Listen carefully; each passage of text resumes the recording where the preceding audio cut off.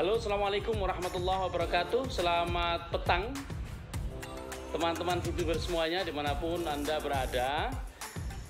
Apa kabar semuanya? Mudah-mudahan sehat semua ya. Alhamdulillah. Di sini juga semuanya sehat. Sore ini, petang ini, saya mendapatkan kabar yang sangat menggembirakan dan saya ingin berbagi dengan teman-teman semua. Teman-teman, kita sudah lama menunggu ya, sudah lama menunggu. Momen-momen ini kita tunggu sudah berbulan-bulan. Mudah-mudahan dengan informasi ini nanti teman-teman jadi berkurang galaunya. Ya meskipun ini belum final, tapi ini adalah satu kemajuan yang luar biasa. Teman-teman, hari ini tanggal 21 Mei 2021 21.05.21 ya. Ini angka yang bagus nih. 21, kemudian 05, kemudian 21. PT Future Viewtech telah mendapatkan izin SIUP-MSE, surat izin usaha perdagangan melalui sistem elektronik yang dikeluarkan oleh Kementerian Perdagangan Indonesia. Jadi hari ini SIUP-MSE yang kita tunggu-tunggu, yang katanya nggak mungkin bisa keluar, katanya pasti tidak berhasil. Bahkan tadi pagi ada kabar yang bikin saya geli. Wah, itu si Pak Wilbert kabur ke Australia katanya. Geli ya loh. Orang itu ngomong semaunya sendiri. Ya memang dia ke Australia, dia ke Australia, tapi bukan kabur. Emang orang nggak boleh punya kepentingan apa? Pergi aja. Australia cuma 3 jam di situ. Masa kabur sih? Nggak. Kebetulan ada yang ngomong Wilbert pergi atau kabur ke Australia. Tapi pada saat yang sama justru tuh keluar izin PMSE, kan lucu ya. Kalau kabur ngapain ngurus gitu. Kalau kabur ngapain ngurus izin gitu lah. Jadi kalau ngurus izin ngapain kabur. Oke teman-teman, coba yuk kita buka bareng-bareng yuk. Ini saya buka di sini ya. Nah, kita klik ini.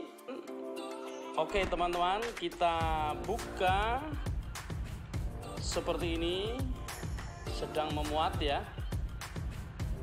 Kalau sudah terbuka, mudah-mudahan. Nah, ini sudah terbuka. SIPT, Sistem Informasi Perizinan Terpadu dari Kementerian Perdagangan. Kita scroll ke bawah saja, nggak usah ngeklik apa-apa, scroll saja ke bawah.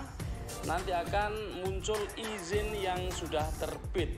Dan di nomor 1 adalah Future Viewtech, surat izin usaha perdagangan melalui sistem elektronik SIUP-MSE, tertanggal terbitnya 21 Mei 2021. Jadi kita patut bersyukur teman-teman, ini sudah terbit ya, sudah terbit ini ya. Ini perlu sekali kita syukuri dan tinggal kita menunggu proses selanjutnya.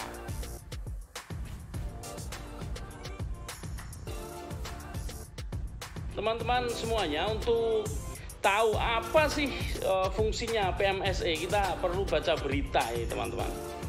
Saya akan mencoba membaca untuk Anda satu berita tentang apa itu sebenarnya PMSE. Ini sudah ada di sini ya. Saya sudah membukanya di link yang saya punya. Kemudian ini kita akan baca apa itu PMSE. Nah, jadi awal tahun 2020 dikejutkan dengan wabah COVID-19 yang meluas ke seluruh dunia. Pandemi ini memberikan banyak dampak buruk untuk kelangsungan hidup. Salah satunya adalah sektor ekonomi. Banyak negara yang mengeluarkan kebijakan baru terkait sektor ekonomi guna menanggulangi terpuruknya perekonomian.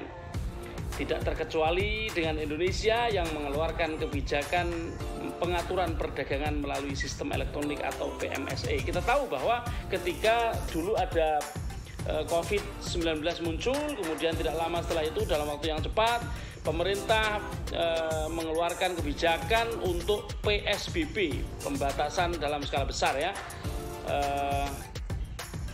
pembatasan sosial berskala besar gitu ya. Kita diimbau untuk tetap tinggal di rumah, kerja di rumah, ibadah di rumah gitu ya. Ingat bahwa waktu itu semuanya memang dilaksanakan dari rumah, sehingga bisnis pun di sektor-sektor produksi juga diupayakan untuk dikerjakan dari rumah.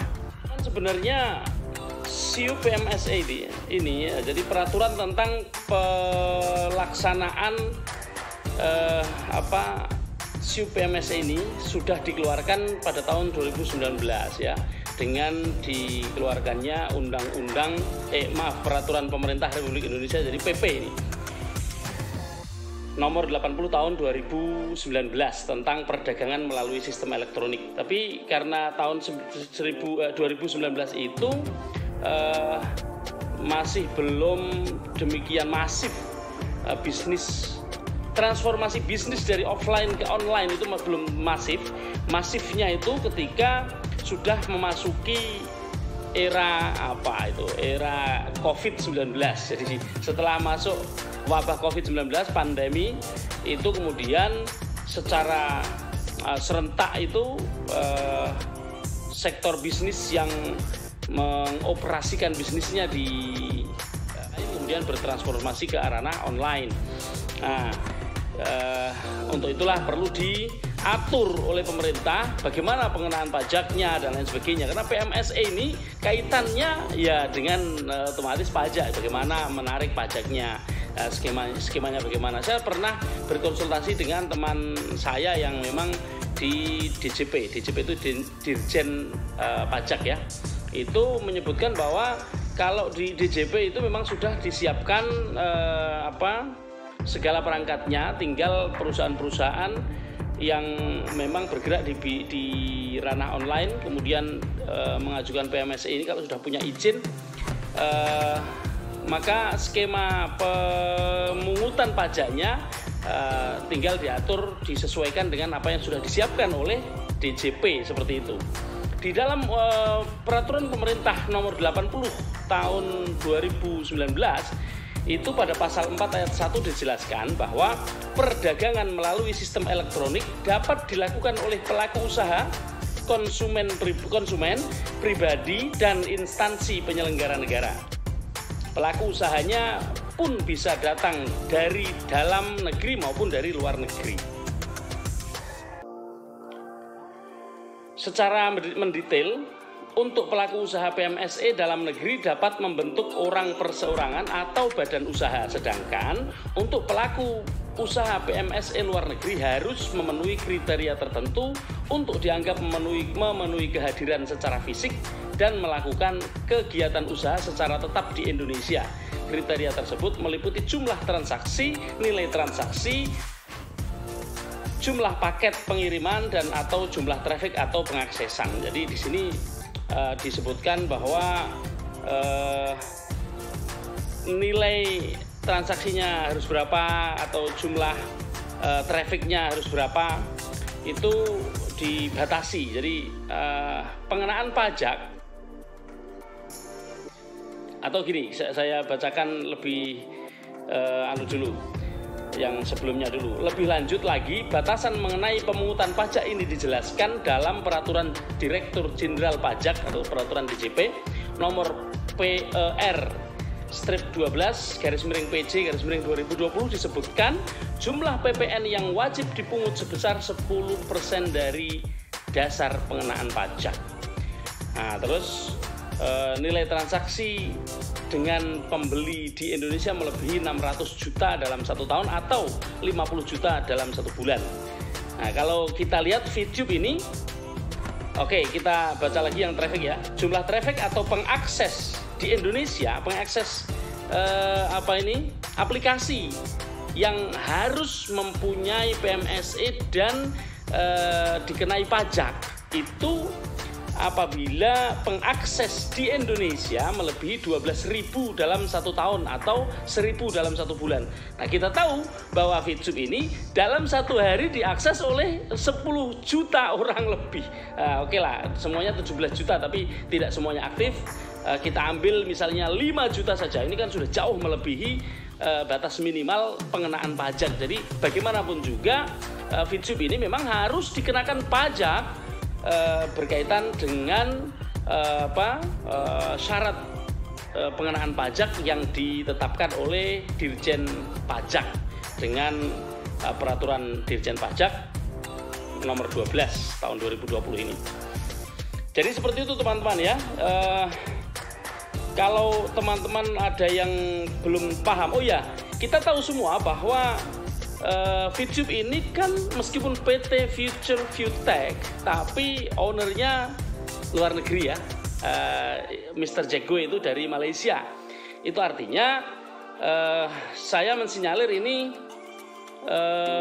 tapi belakangan kita nggak tahu ya, kita belum tahu apakah kemudian sudah di Indonesiakan semua atau belum. Tapi kalau memang masih ada kepemilikan dari luar negeri, itu artinya PT-nya itu adalah PMA. Saya kira PT-nya memang PMA karena didirikan sebelum kemudian dari Indonesia membeli saham-sahamnya ya. Jadi pasti itu PMA. PMA. Memang PMA tapi PMA aja. Dan kita tahu ini diberitakan bahwa perusahaan-perusahaan yang dari luar negeri yang menggunakan yang sudah dipungut PPN melalui SIU PMSE ini sudah ada 6. Nah, kita bisa baca di sini. Yang pertama Netflix International, itu yang penyedia layanan film ya, layanan movie. Kemudian Amazon Web Service Incorporation, ini adalah marketplace ya, marketplace Amazon, kita tahu semuanya lah itu. Kemudian Spotify, ini penyedia layanan musik. Kemudian Google Asia Pacific, nah, Google kita tahu semua. Kemudian Google Irlandia Limited, sama Google LLC. Jadi masih perusahaan-perusahaan itu yang sudah punya. Nah, ini FitSup ini salah satu yang kemudian mendaftarkan diri sebagai perusahaan yang mengikuti peraturan pemerintah, yang mengikuti aturan dari pemerintah Indonesia yang memang mengharuskan sebuah perusahaan yang beroperasi mengoperasikan perdagangannya melalui sistem elektronik untuk mempunyai izin spesifik, ya, izin prinsip, izin spesifik yaitu PMSE. Dan di situ baru hari ini semuanya bisa terang bahwa semua ini bisa muncul atau terbit hari ini. Mudah-mudahan ini menjadi satu titik paling final, artinya setelah ini tinggal di input ke OSS atau one single submission. Kalau sudah di-input, kemudian diajukan ke SWI untuk dimintakan surat normalisasi. Mudah-mudahan, nah ini mudah-mudahan di SWI nanti tidak terlalu banyak revisi.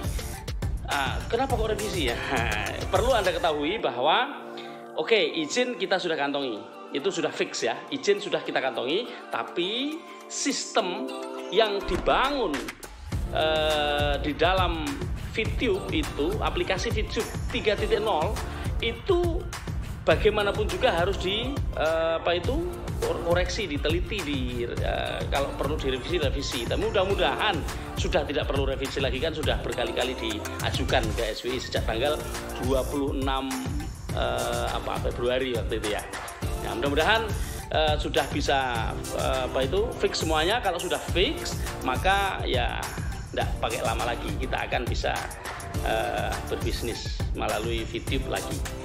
Kita berdoa setelah semua usaha dilakukan, yang kita bisa lakukan adalah menyerahkannya kepada Allah, tawakal, dan dilambari dengan doa. Ya, mari kita kencengin doa kita.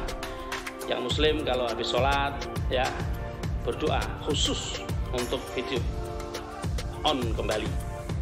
Ya, kirimlah Fatihah ya. Mudah-mudahan dengan itu bisa segera on lagi. Kita semuanya rindu, dan mudah-mudahan dengan demikian semuanya akan normal kembali. Dan kita berharap teman-teman yang masih belum mengerti bagaimana YouTube ini bermanfaat bagi masyarakat nanti bisa belajar kepada kita, pada teman-teman yang sudah menjalankan YouTube. Insya Allah kalau memang ini baik, Allah akan membukakan hati teman-teman kita. Tidak usah kita balas yang sudah menyakiti kita. Biarkan Allah yang mengurusnya. Allah Maha membolak-balikkan hati. Biasanya terlalu benci itu jadinya cinta, kan gitu. Demikian, mudah-mudahan bermanfaat bagi Anda semuanya, bagi saya juga. Terima kasih. Assalamualaikum warahmatullahi wabarakatuh.